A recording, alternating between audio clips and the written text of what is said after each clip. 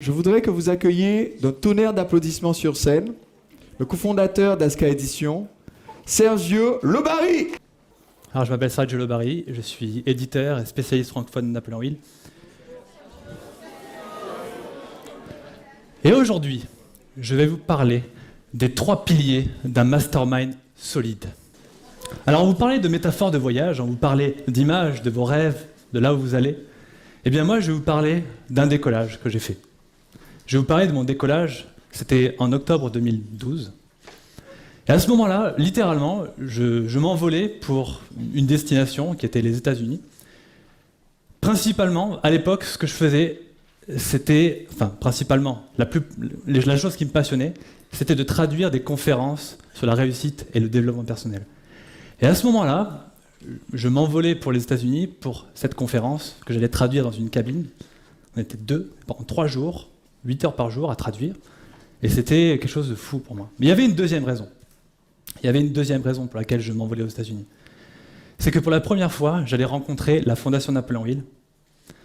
Fondation avec laquelle j'avais une opportunité, un contrat complètement fou, qui était d'éditer un livre qui s'appelle « Plus malin que le diable ».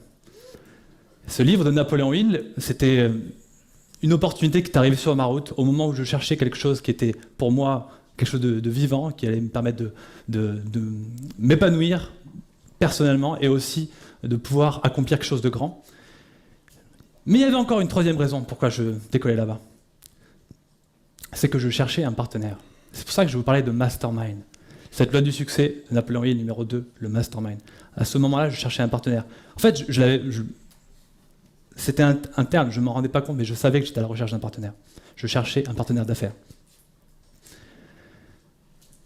Et c'est ce qui s'est passé, c'est que je suis parti, je suis décollé.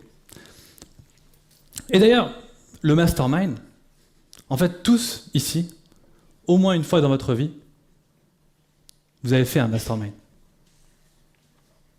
Peut-être vous en souvenez pas, mais vous savez, il y avait un truc qu'on appelait une interrogation écrite, vous savez. Eh bien, à ce moment-là, vous faisiez un mastermind. Vous aviez le but, c'était d'avoir une bonne note, et vous cherchiez qui avait les réponses. Eh bien, vous voyez, moi j'ai eu cette... Et là, on pouvait vous dire, tu as 2 heures de colle parce que tu ne feras plus de mastermind avec ton voisin. Ça, on ne vous le disait pas, oui, à l'école. À l'époque, je cherchais un partenaire. Je cherchais un partenaire et je cherchais à créer ce mastermind. C'était inconscient, je ne me rendais pas compte. Et croyez-moi, j'imaginais pas que je rencontrerais ce partenaire dans un jacuzzi.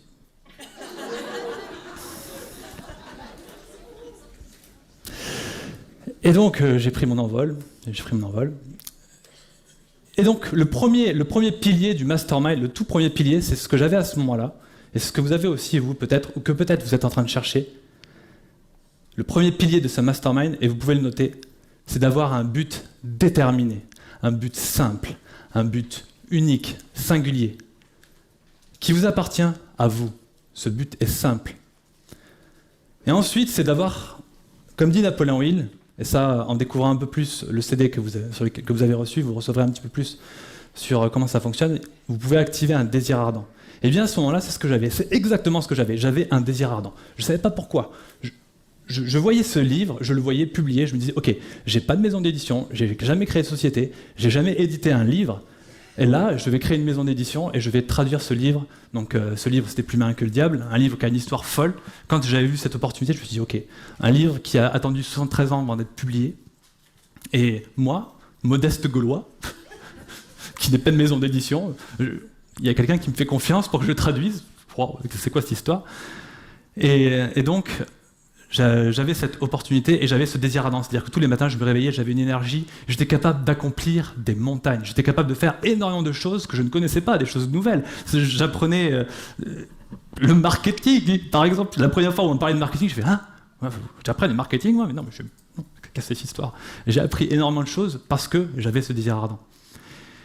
Et ensuite, je me suis confronté à une chose qui a encore un rapport avec le mastermind. Et pour ça, je vais vous poser une question. Peut-être vous connaissez la réponse. Selon vous, comment on fait pour manger un éléphant ? Ah, une bouche à la fois, vous connaissez, génial. Super.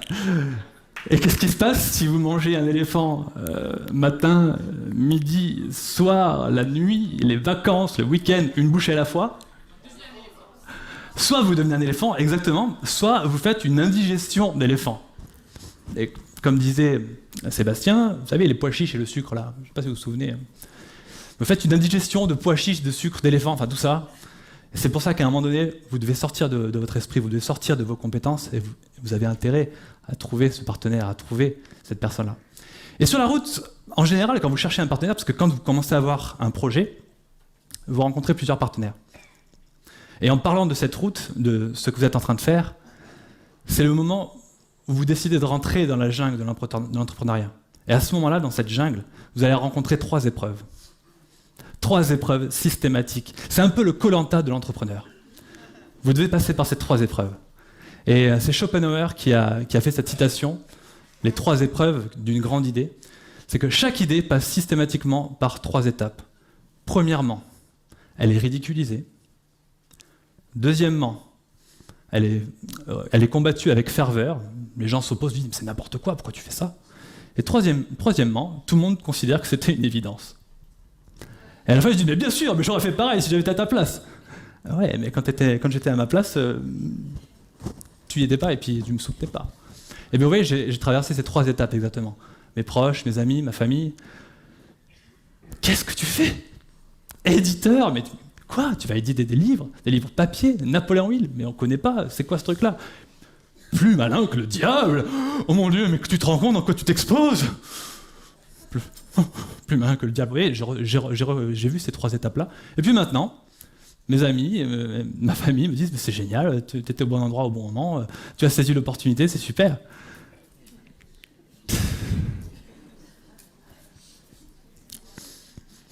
Et je cherchais ce partenaire, je cherchais ce mastermind. Et j'ai rencontré des personnes qui m'ont aidé, des personnes qui m'ont soutenu. Et à ce moment-là, il fallait faire le grand saut, et le grand saut, c'est vous qui le faites. C'est quand vous décidez de faire ce grand saut.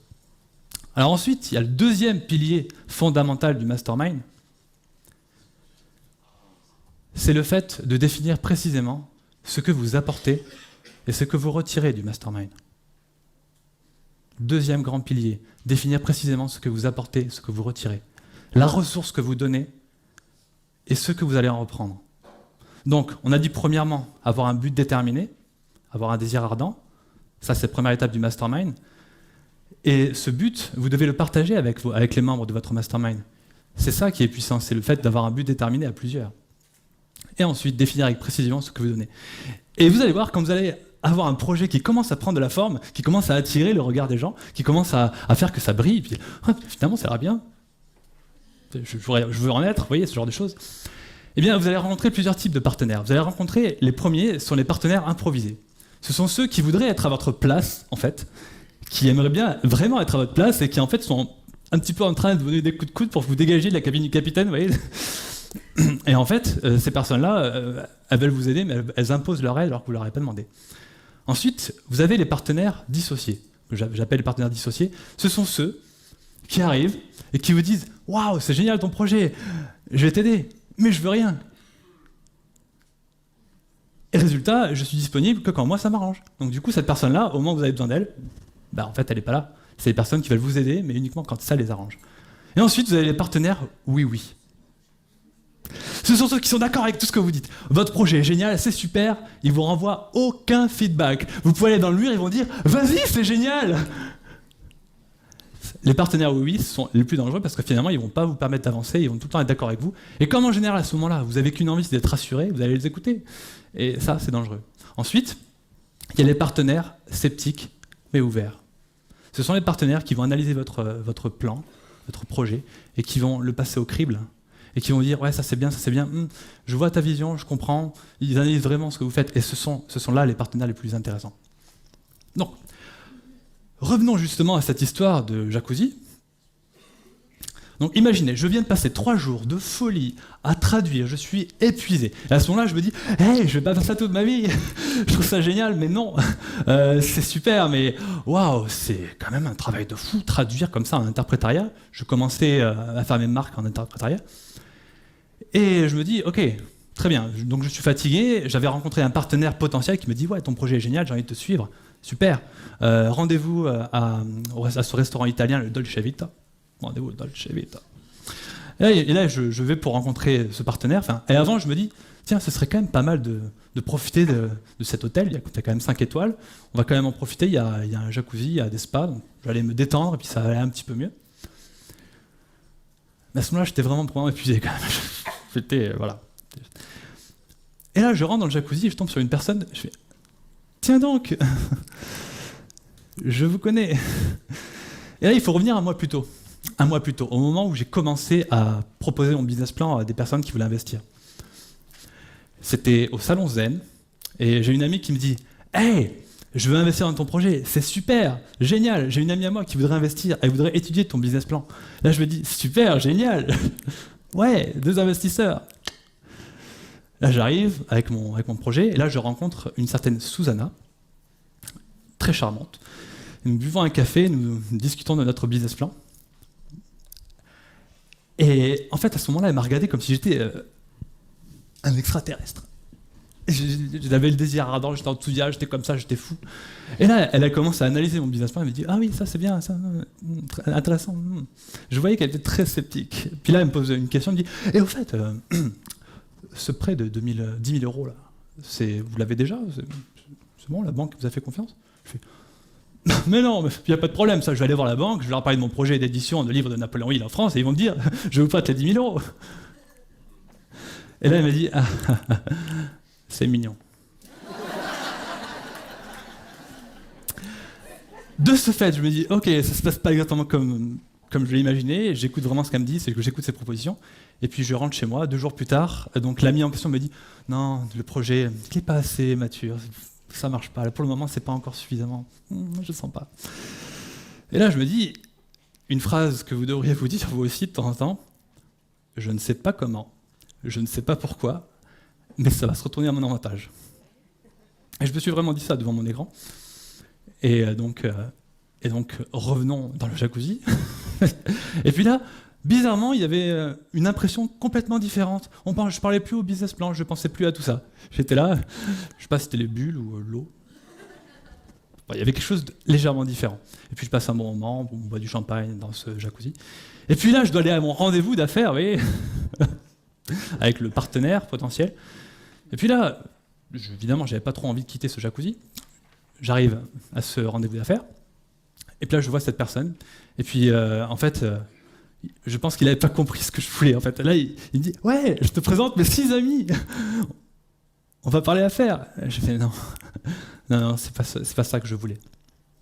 Je veux une relation en tête-à-tête. Je veux discuter avec quelqu'un et puis parler d'affaires. Je ne me voyais pas en train de parler avec 6 personnes de mon projet. » Et puis là, je reçois un petit texto qui me dit « Hey, c'est Susanna. Je suis au Resto Sushi. » Alors la suite, je pense que c'est pas nécessaire de vous raconter, mais en tout cas, 9 mois plus tard, nous créons Aska Édition du fait de notre couple, de notre rencontre et de notre association. Et ça, c'est un mastermind, c'est le premier des masterminds, le mastermind d'un couple. Le mastermind d'un couple. Et c'est ce qui s'est passé ce jour-là, je cherchais un partenaire ici et je l'ai trouvé là. Et je ne savais pas qu'on allait s'associer à la fin avec Aska Édition. Et puis finalement, pas 9 mois plus tard, mais 13 mois plus tard, le livre sortait, Plus malin que le diable. C'est aujourd'hui un best-seller dans le monde entier, en francophonie et dans les pays anglophones. Nous avons depuis sorti 4 autres livres, nous avons fait des événements, nous avons fait des conférences. Et nous arrivons au 3e pilier fondamental du mastermind. Ce 3e pilier. Et ce 3e pilier, c'est l'harmonie. La personne qui est le leader, qui initie un mastermind, cette personne-là, elle prend la responsabilité de faire en sorte que l'harmonie soit maintenue dans le mastermind. Et c'est l'harmonie d'un couple, c'est l'harmonie d'une vision, c'est l'harmonie que vous avez avec vos clients, c'est l'harmonie que vous avez avec vos partenaires, c'est l'harmonie que vous avez avec votre famille. Et ce sont plein de masterminds qui sont interconnectés. Ce premier mastermind, il commence avec vous, avec l'intention de le former. Et quand vous commencez à trouver un partenaire qui vous soutient, là, vous rentrez dans des perspectives qui vous dépassent. Vraiment. Et enfin, il y a vraiment un 4e pilier, c'est un peu un pilier invisible celui-là, mais il est vraiment très puissant. Et c'était la raison de ma première venue ici, pour le séminaire Entrepreneur Libre, avec Sébastien. Et c'est un pilier qui m'anime, moi, et qui est vraiment une valeur que je porte et que j'ai envie de vous transmettre aujourd'hui. Si vous pouvez repartir avec ça, c'est le principal. c'est l'enthousiasme. L'enthousiasme. C'est une puissance qui vous dépasse aussi, encore une fois, de très loin. Et vous avez reçu aujourd'hui un CD qui s'appelle « La richesse est en vous », qui retrace à la fois l'histoire de Napoléon Hill et qui décrit l'audio authentique enregistré dans les années 50, traduit par Aska Édition et par mes soins. Et là, vous pouvez découvrir quelque chose qui n'a jamais été expérimenté en francophonie, c'est-à-dire Napoléon Hill traduit de manière authentique, le plus près possible.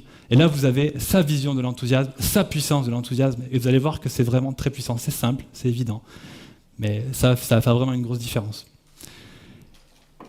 Et si vous voulez en savoir plus, vous pourrez découvrir, vous verrez sur le CD, il y a un site qui s'appelle www.lareussiteenaction.com. Et là, vous aurez des vidéos, vous aurez des webinaires sur la science du succès de Napoléon Hill, ce que nous portons avec Susanna et que nous éditons parmi les livres de Aska Édition. Et enfin, je vais terminer avec une citation qui, pour moi, illustre très bien ce que vous faites aujourd'hui là. Je parlais d'harmonie, et en fait, dans l'harmonie, ça nécessite parfois des sacrifices. Vous devez sacrifier une ressource que vous avez pour une ressource que vous n'avez pas. Vous devez arrêter de faire quelque chose pour pouvoir en faire une autre dont vous rêvez. Eh bien, il y a une citation de Charles Dickens qui illustre très bien ce principe-là. Il a dit dans la vie, voilà ce qui est important. Être prêt à chaque instant de sacrifier ce que vous êtes pour ce que vous pouvez devenir. Donc pensez à ceci. Pensez au potentiel, aux nanogrammes de potentiel qui sont à l'extérieur par rapport aux millions de kilos et de tonnes qui sont à l'intérieur. Votre potentiel, il est vraiment infini. C'est juste qu'aujourd'hui, votre apprentissage, comment retirer les chaînes que vous avez parfois récupérées et qui vont faire qu'un jour vous serez un entrepreneur libre, c'est justement le fait de prendre le risque de retirer ces choses qui sont un petit peu gluantes comme ça, qui pèsent sur vous. Et être prêt à sacrifier à tout moment ce que vous êtes pour ce que vous pouvez devenir. Je vous remercie.